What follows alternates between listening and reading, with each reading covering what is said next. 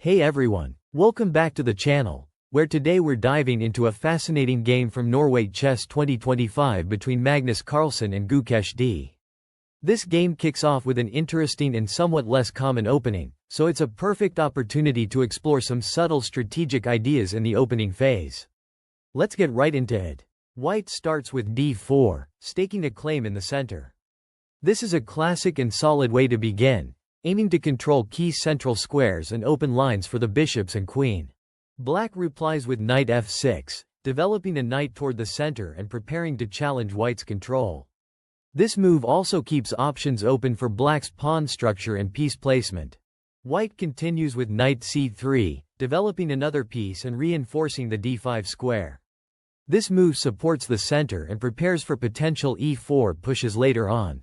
Black responds with d5, directly contesting the center.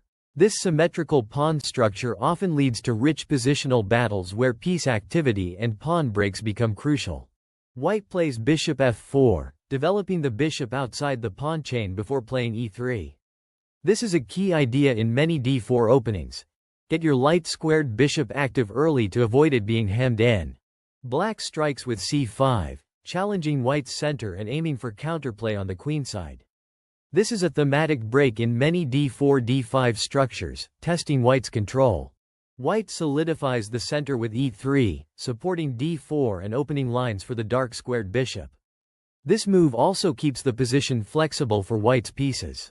Black develops the bishop to bishop g4, pinning White's knight on f3 and increasing pressure on the center. Pins like this are common in these structures and can be quite annoying if not handled carefully. White responds with bishop e2, breaking the pin and preparing to castle. This is a natural developing move that also keeps the position solid. Black decides to exchange on e2 with bishop takes e2. This is a small but important decision. By trading off the bishop, Black slightly reduces White's control over dark squares but also helps White develop the knight. White recaptures with knight takes e2, keeping the knight active and ready to jump into central or kingside squares.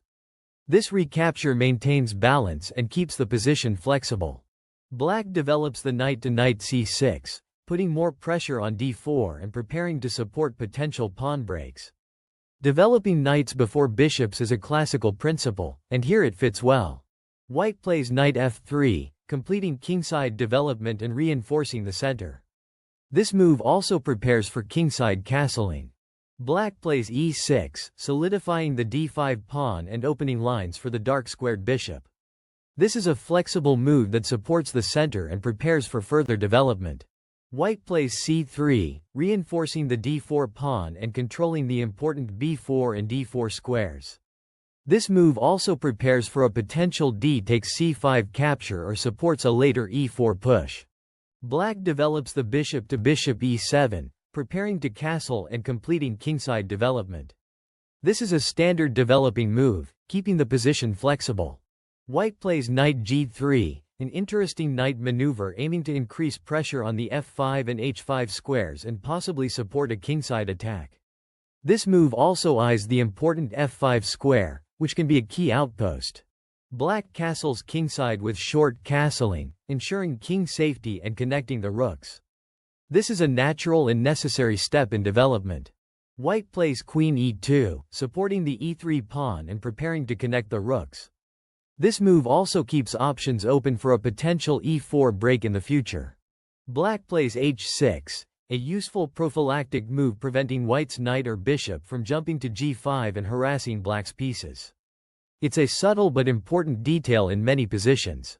White brings the rook to rook d1, placing it on the semi-open d-file and increasing pressure on Black's central pawns. This is a classic strategic idea, controlling open or half-open files to maximize rook activity.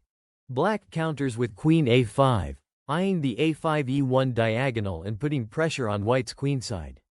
This move also prepares for potential queenside counterplay. White plays a3, a multi-purpose move preventing Black's knight or bishop from jumping to b4 and securing the b4 square. It's a prophylactic move that also prepares for potential b4 advances later. Black brings the rook to rook fd8, contesting the d-file and supporting the d5 pawn. This move completes black's development and set the stage for middle game battles. White pushes h4, a subtle but aggressive pawn thrust on the kingside. This move signals white's intention to gain space and possibly launch a pawn storm against black's king. The key idea here is to restrict black's pawn breaks like h6 h5 and to prepare for potential knight or bishop maneuvers to h5. It's a flexible move that keeps black guessing and can lead to attacking chances. Black responds with queen a4, shifting the queen to an active post on the queenside. This move eyes the c2 pawn and keeps pressure on white's queenside structure. Black is trying to balance white's kingside ambitions by creating counter threats on the other side. White plays knight e5, a very thematic knight jump into the center. This move increases central control and challenges black's knight on c6. The knight on e5 is a powerful piece, often a thorn in black's position because it can't be easily dislodged without concessions. It also supports potential kingside attacks and opens lines for white's bishops and queen. Black captures with knight takes e5, exchanging knights. This is a natural response to remove white's strong knight from the center. However, by doing this, black slightly loosens control over the d5 square and opens the d-file for white's rook. Black must be careful not to allow white to seize the initiative here. White recaptures with bishop takes e5, keeping the bishop active in the center. This bishop now eyes important central and kingside squares, maintaining pressure. The key idea is that white's bishop is more flexible and can quickly switch between attacking and defensive roles. Black plays knight d7, repositioning the knight. This move supports the c5 and e5 squares and prepares to challenge white's bishop on e5. It also frees the f6 square for potential piece maneuvers. White retreats the bishop to bishop f4, maintaining its influence on the center. This move keeps the bishop active and supports the d6 square, which could become a target. It also eyes black's queenside and keeps options open for future attacks. Black shifts the queen to queen a6, aiming to keep pressure on white's queenside pawns and control key dark squares. This move also prepares to support potential pawn breaks or piece activity along the a-file. White plays queen f3, centralizing the queen and connecting rooks. This move supports the bishop on f4 and eyes the kingside, hinting at potential attacking ideas. Black develops the bishop to bishop d6, challenging white's bishop on f4 and contesting central squares. This is a critical strategic moment. Black aims to exchange off white's active bishop, which is a key attacking piece. By doing so, black hopes to reduce white's attacking potential and solidify control over the center. White responds energetically with knight h5, jumping into an aggressive post. This knight move threatens to create weaknesses around black's king and supports potential sacrifices or tactical motifs. The knight on h5 can be a powerful attacking piece, especially combined with the queen and bishop. Black captures on f4 with bishop takes f4, exchanging bishops. This trade reduces white's attacking potential but also hands white the bishop pair advantage. It's a double-edged decision. Black gains some structural solidity but loses some dynamic possibilities. White recaptures with queen takes f4, keeping the queen active and central. This queen placement supports the knight on h5 and maintains pressure on black's kingside. Black pushes e5, a thematic central break. This move challenges white's center and opens lines for black's pieces. The key idea is to gain space and create counterplay by undermining white's d4 pawn. However, this also slightly weakens black's d5 pawn and dark squares around the king. White retreats the queen to queen g3, keeping an eye on black's kingside. This move supports the knight on h5 and prepares for potential attacking ideas. Black plays queen g6, challenging white's queen and trying to exchange queens. This is a sensible defensive resource, as trading queens can reduce white's attacking chances. White captures on g6 with queen takes g6, initiating the queen exchange. This move shows confidence in the resulting position, where white's minor pieces and pawn structure promise good prospects. Black recaptures with f takes g6, opening the f-file but weakening the kingside pawn structure. This structural concession could become a target for white's pieces later. White repositions the knight to knight g3, aiming to reroute it to more active squares. This knight can now support central and kingside operations, and possibly jump to f5 or e4. Black captures on d4 with e takes d4, grabbing a central pawn. This move tries to open lines and create counterplay. However, it also loosens black's central control and can allow white to activate pieces quickly. White recaptures with c takes d4, maintaining a strong pawn presence in the center. This recapture keeps the position balanced and opens the c-file for potential rook activity. Black pushes c4, trying to gain space and restrict white's pieces. This move also fixes the pawn structure on the queen side, potentially creating targets for white. White repositions the knight to knight e2, aiming to reroute it to more effective squares. This knight can now support central and kingside squares, and prepare for future breakthroughs. Black pushes b5, expanding on the queen side and supporting the c4 pawn. This move attempts to gain space and create counterplay, but it also slightly weakens the c6 square. White plays knight c3, bringing the knight back into the fray. This move is about repositioning and increasing control over key central and queenside squares like d5 and b5. The knight on c3 also supports potential pawn breaks or piece maneuvers, keeping options flexible. Black responds with knight f6, developing the knight towards the center and reinforcing control over the e4 and d5 squares. This is a natural and solid move, preparing to contest white's central presence and possibly support kingside defense. White plays rook b1, shifting the rook to the b-file. This is a strategic choice to increase pressure on black's queenside pawns, especially the b5 pawn. The key idea here is to prepare for potential pawn breaks or to contest open files. Black counters with rook a b8, contesting the b-file and defending the b5 pawn. This move keeps the tension on the queenside balanced and prepares for possible pawn advances.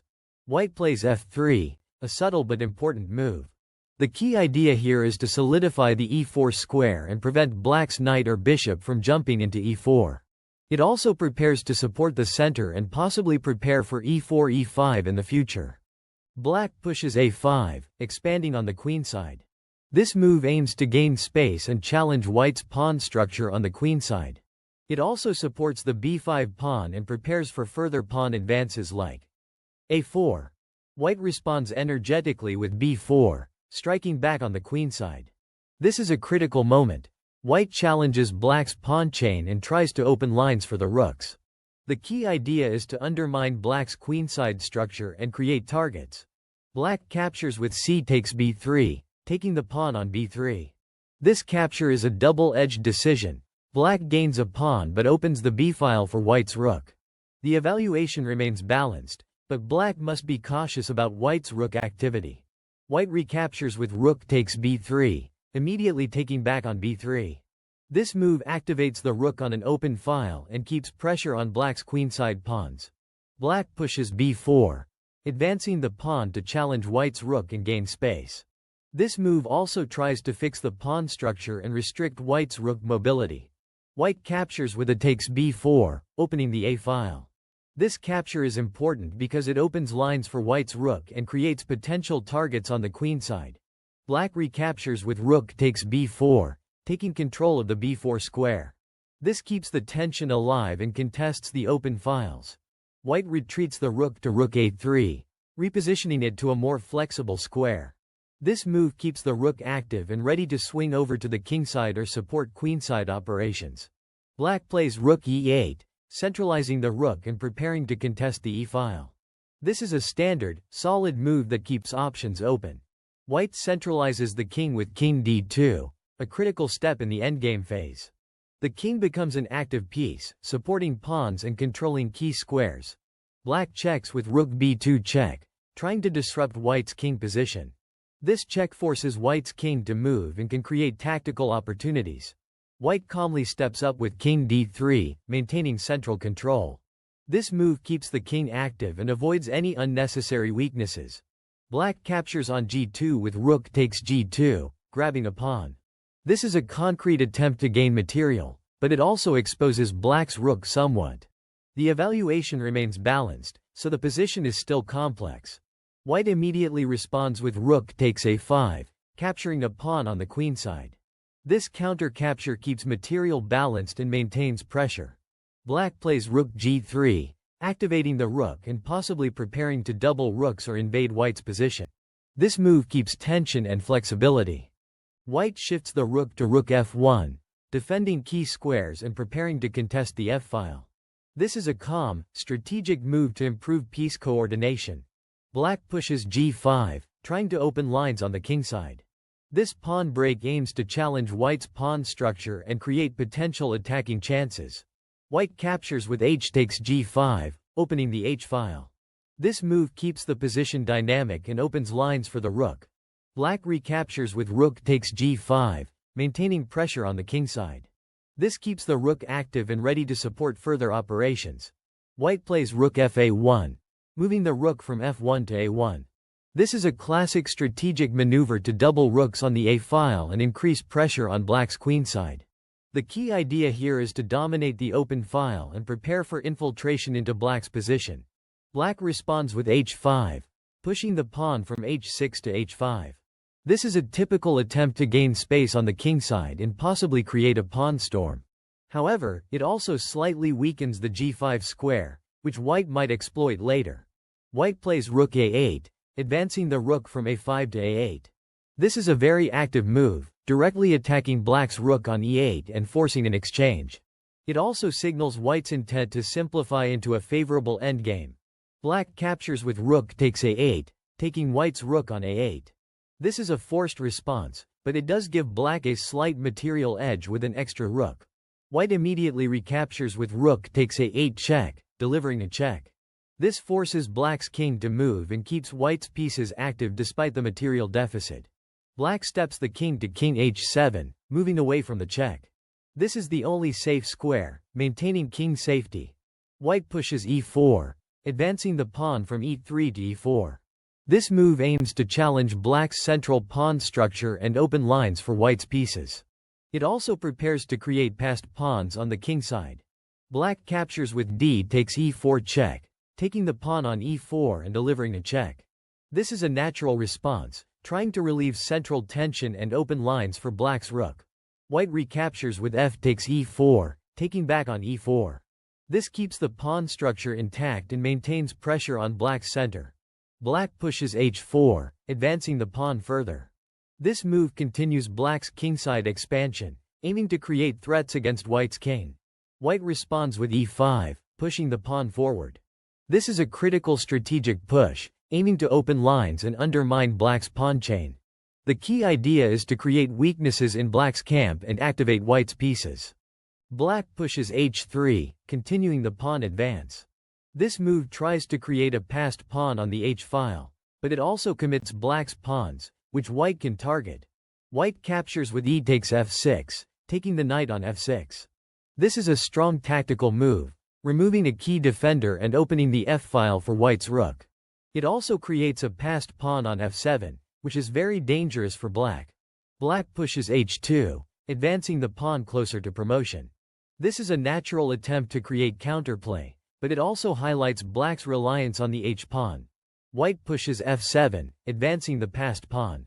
This move is extremely powerful, threatening promotion and forcing black to respond carefully. Black checks with rook g3 check, moving the rook to g3 and giving check. This is a tactical attempt to disrupt white's king and gain time.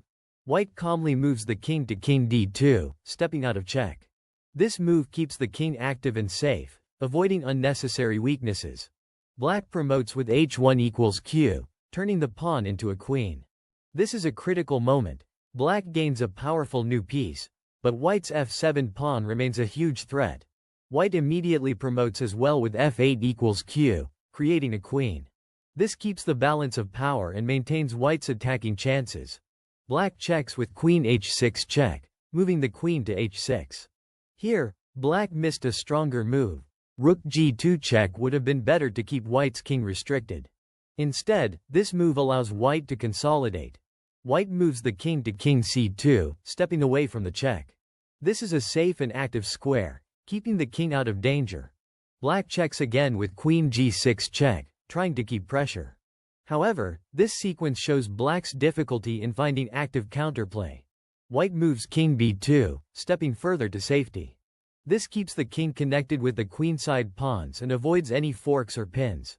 Black checks once more with queen b6 check, trying to harass white's king. White's position remains solid, and black's queen checks are becoming less effective.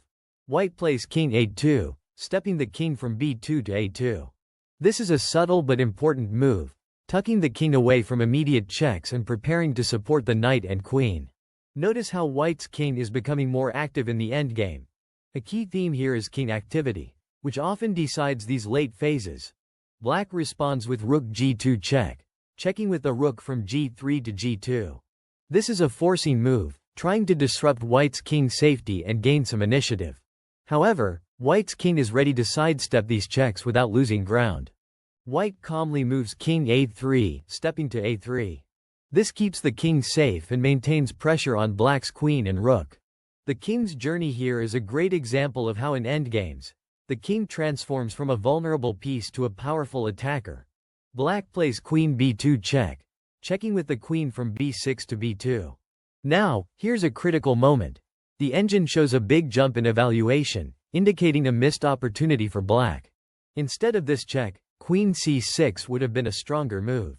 Why? Because queen c6 would have kept pressure on white's knight and limited white's king mobility, while queen b2 check allows white to step forward confidently.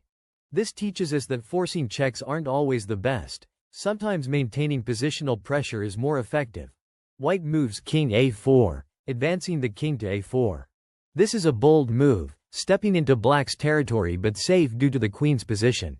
White's king is now actively participating in the attack, a textbook example of king activity in the endgame. Black captures with queen takes c3, taking the knight on c3. This is a big moment. The evaluation jumps dramatically here, showing a missed tactical opportunity.